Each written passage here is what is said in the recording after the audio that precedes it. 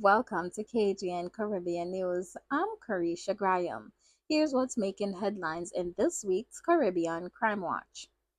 We have an update on Guyanese artist Lola Doll. She remains in the hospital after being shot multiple times outside her home earlier this month. Police say she was wounded in the face, neck, hands, and leg, but her condition has now stabilized and investigators have been able to speak with her. Detectives are still reviewing security footage as the search for those responsible continues. Police have identified the man killed in a shootout with officers in Mandeville as 54-year-old Dave Wilson, aka Brown Man, a deportee with a criminal history. The deadly standoff unfolded at an apartment complex on Caledonia Road and lasted several hours. Investigators say Wilson first shot another man during an argument, which he later died in the hospital. Armed units were called in, and after an exchange of gunfire, Wilson was shot and killed. Police recovered a rifle, a pistol, and hundreds of rounds of ammunition. No members of the security forces were hurt. In Trinidad, a police officer has died after being found with a gunshot wound to the head at Kent House, home of the Ministry of Rural Development and Local Government. The officer has been identified as Jamal Charles. He was discovered inside the guard room last Thursday afternoon. Investigators are still working to determine whether the fatal shot was self-inflicted or the result of foul play. Four people faced a judge in Barbuda last week, each admitting to different offenses. Two of them were accused in separate fights and walked away with a reprimand and discharge. The other two were stopped for driving without a license or insurance, and while they were warned on the license charge, both now face fines of $25,000 or time behind bars if they can't pay.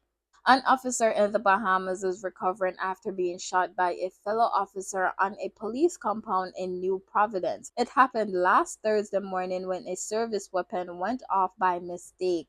The injured officer was taken to the hospital and is expected to be okay. Police say the shooting is under investigation. Police in Barbados are asking for the public's help to track down a man they say is armed and dangerous. He's identified as 32-year-old Ramon Jamar da Costa Jordan, also known as Gas. Investigators say he's wanted in connection with serious criminal matters and is being charged to turn himself in. Authorities are warning anyone who spots him not to approach, but to contact police immediately. Questions are growing in Grenada after the sudden death of former Senator Neil Franklin. The young politician collapsed at his home late last month and died at the General Hospital. The autopsy found signs of toxic substances and multiple organ failure, with final toxicology results still pending. Former Prime Minister Keith Mitchell is now calling for an independent investigation, saying the circumstances demanded transparency and answers. In St. Lucia, a beach vendor has been shot and killed. The victim is identified as Ned Josiah Herman. Family members say he made his living renting beach chairs and selling aloe vera and was not known to be involved in any gang activity. Police believe the shooting may have stemmed from a dispute that started over the weekend. Investigators are still gathering clues as the community mourns the loss. Police in St. Vincent are investigating the death of 43-year-old Sharon Elizabeth Ashton. Her body was found at her home in Longwall with what officers describe as multiple stab wounds. A post-mortem exam is expected to confirm the exact cause of death. This case brings the island's homicide count to 26 for the year. Police in Saint Maarten have seized drugs, cash, and ammunition after a raid on an apartment along Bush Road. Investigators say the operation was led by the KPSM arrest team and supervised by a judge and prosecutor. A 32-year-old man was taken into custody and is now being questioned at the Phillipsburg police station.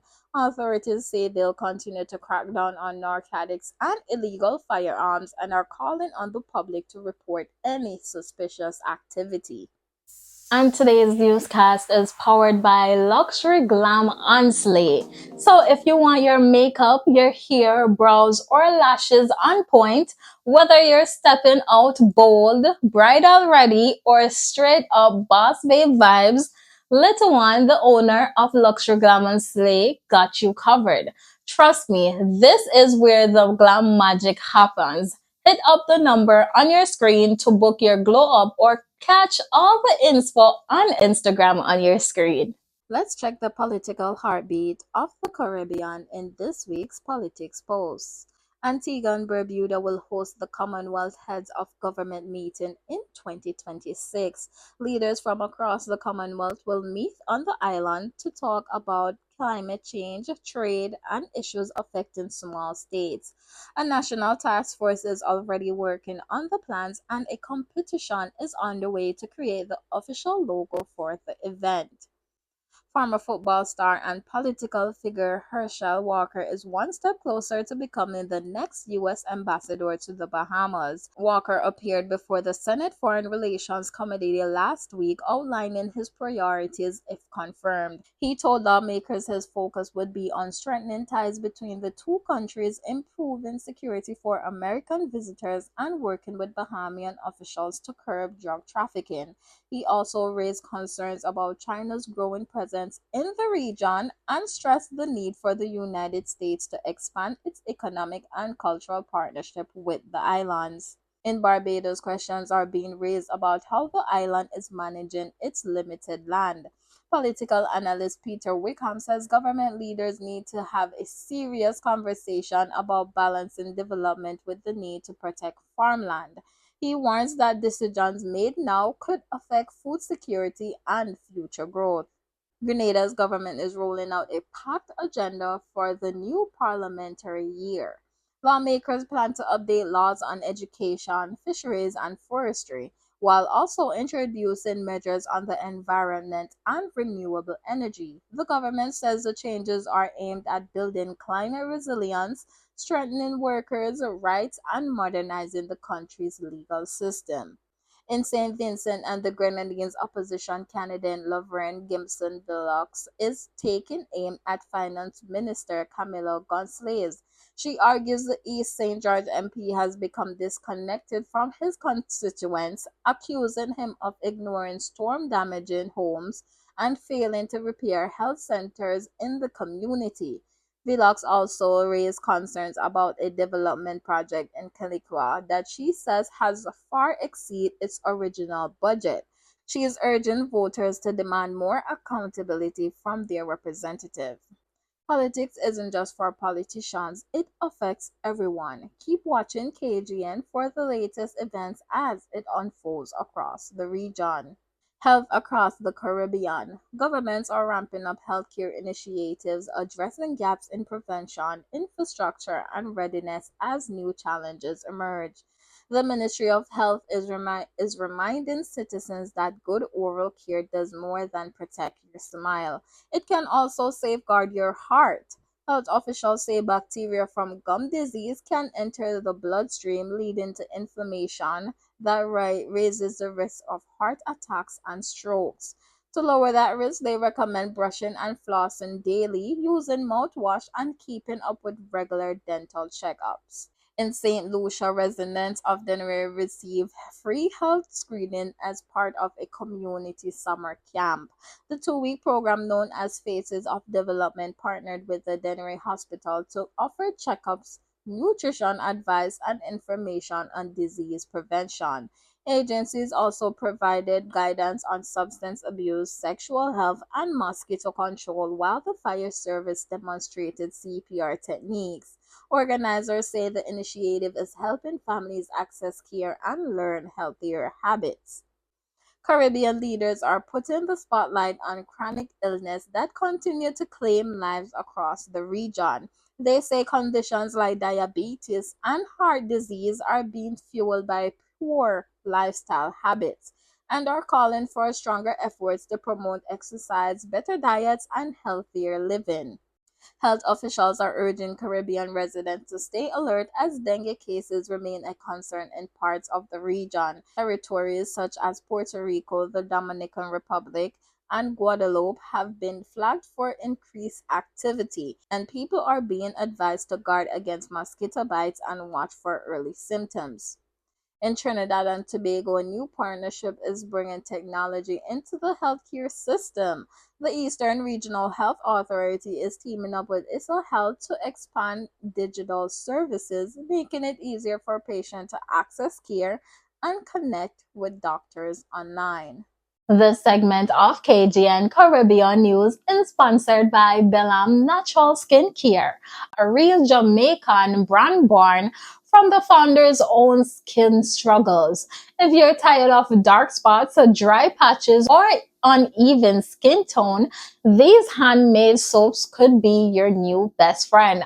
They've got some killer combos like kojic acid with vitamin C, turmeric and sea moss, honey, and oats, all natural, all effective. Plus, they ship all across Jamaica. And here's the catch, they also ship internationally. So, no matter where you are, you can get in on the glow.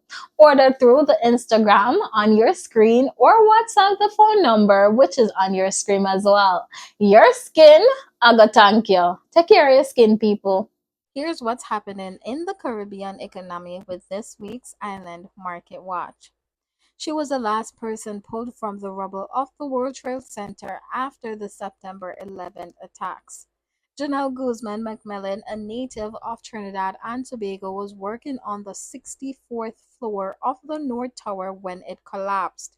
Trapped beneath the debris for more than 27 hours, she could move only one arm and held on to the hope that she'd be rescued.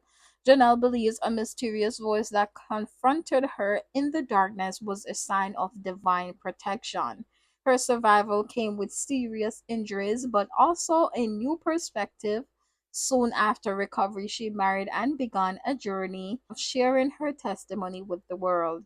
She later wrote a memoir, Angel in the Rubble, describing not just the day she was saved, but how faith and resilience carried her forward. Today, Janelle is a motivational speaker using her story to inspire others while honoring the thousands who never made it out. Barbados has a new leader at the helm of its national energy company. Former telecommunication executive Donald Austin has been named chairman of the board. He says he's honored by the role and believes the company is strong enough to serve not just Barbadians but the wider region as well. The new board also includes representatives from government and the Barbados Workers Union, along with several private sector members. Parents at Inaga are voicing frustration over a lack of teachers at the island's all age school. They say the shortage is leaving classrooms without proper instruction and could hurt students preparing for a national exam. Families are calling on education officials to step in quickly and ensure the school has the staff it needs. In Barbados, three schools were forced to close their doors last week because of utility problems. Students at Parkinson Memorial, Ellerton Primary, and Luther Thorne Primary were sent home after electricity and water outages disrupt classes. Education officials say they are working with providers to fix the issues and will update parents on when the schools can reopen. Youth unemployment remains a stubborn challenge across the Caribbean, even as regional economies show signs of recovery. Recent figures from the Caribbean Recent figures from the Caribbean Development Bank reveal that in countries like Grenada, Barbados, and St. Lucia, nearly 1 in 5 young people is out of work. Officials say the gap between youth joblessness and the national average highlights the need for better training programs and stronger links between schools and the workplace. Pharmacy giant Fontana has completed an $854 million deal to acquire the Monarch chain in Jamaica. The purchase adds four more locations to Fontana's network, which are now operating under its brand. Company officials say the move expands their search and strengthens their position in the retail pharmacy market. The acquisition pushed Fontana's assets to nearly $7 billion, with most of the value tied to goodwill and customer loyalty. St. Lucia has been ground on a landmark project in Castries, the construction of a new Halls of Justice. The 143 million US dollar facility will bring together criminal, civil, and family and commercial courts under one roof. Plans include 14 courtrooms, chambers for judges and magistrates, and space for support staff. Officials say the modern complex will improve access to justice and help reduce delays in the court system. In Manchester, a new monument now honors the victim of Jamaica's worst rail disaster. The tribute remembers the 187 people who died in the 1957 Kendal train crash and the hundreds who were injured. Government officials say the memorial will serve as a place of reflection for families and as a reminder to future generations of the tragedy's impact. Plans are also underway to declare the site a National Heritage Landmark, preserving the memory of those lost and the bravery of first responders who rushed to the scene nearly 7 decades ago. Welcome to the KGN Sports Zone where island athletes shine. One of the biggest names in track and field is preparing to say goodbye. Jamaica's Shelly-Ann Fraser-Price says she'll step away from the competition after next year's World Championships in Tokyo. The 38-year-old sprinter, nicknamed the Pocket Rocket, has built a legacy with Olympic titles and a record haul of world medals. She says this final lap of her career is about closing on her own terms. Jamaica has taken command of Group B in the CONCACAF qualifiers for the 2026 World Cup after a 2-0 win over Trinidad and Tobago in Kingston. The Reggae Boys struck first in the 36th minute with a crisp finish. Then John Russell added the second just before the hour. Now undefeated, Jamaica has 6 points from 2 games and they haven't given up a goal yet. Their next test comes in October on the road against Curacao. Jamaica's next generation in netball has its eyes set high ahead of the World Youth Cup. The squad has been training hard, picking up momentum through regional matches and friendly tournaments. Coaches believe this young team has what it takes to bring home gold, and they say their focus will be on staying composed under pressure. In St. Lucia, high expectations are being placed on sprint star Julian Alfred ahead of the World Championships in Tokyo. Sports Minister Kenson Kashmir believes Alfred is on track to capture gold in both the 100 and 200 meters. He points to her recent form defending her Diamond League title and steadily improving her times as signs she is ready to deliver on the world stage. That's it for this week's edition of KGN Caribbean News. I'm Karisha Graham. See you next week right here where vibes meets truth and every island will eventually get the spotlight.